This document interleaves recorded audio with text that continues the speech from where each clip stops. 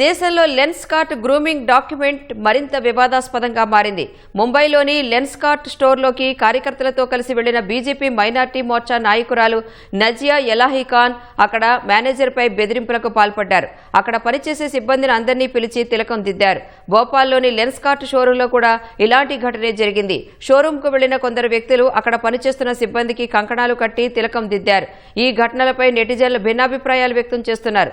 పై అధికారుల ఆదేశాలు పాటించే చిన్న ఉద్యోగులపై బెదిరింపులకు దిగొద్దని పలువురు విజ్ఞప్తి చేస్తున్నారు. ఇటీవల లెన్స్కార్ట్ గ్రూమింగ్ డాక్యుమెంట్ వైరల్ అయింది. అందులో ఉద్యోగులు పనివేళల్లో బొట్టు, తిలకం, ఉంగరాలు, కంకణాలను ధరించవద్దని ఉంది. అయితే హిజాబ్తో పాటు సిక్కులు ధరించే టర్బన్లపై ఎలాంటి నిషేధం లేదు. ఈ అంశంపై వివాదంగా మారడంతో లెన్స్కార్ట్ సీఈఓ పీయూష్ బన్సల్ క్షమాపణలు చెప్పారు. ఆ పాలసీని ఫిబ్రవరిలోనే మార్చేశామని ప్రస్తుతం వైరల్ అవుతోంది పాత డాక్యుమెంట్ అని వివరణ ఇచ్చారు. అన్ని మతాల వారు తమ సంస్కృతిని ప్రతిబింబించే విధంగా ఉండొచ్చని పేర్కొన్నారు.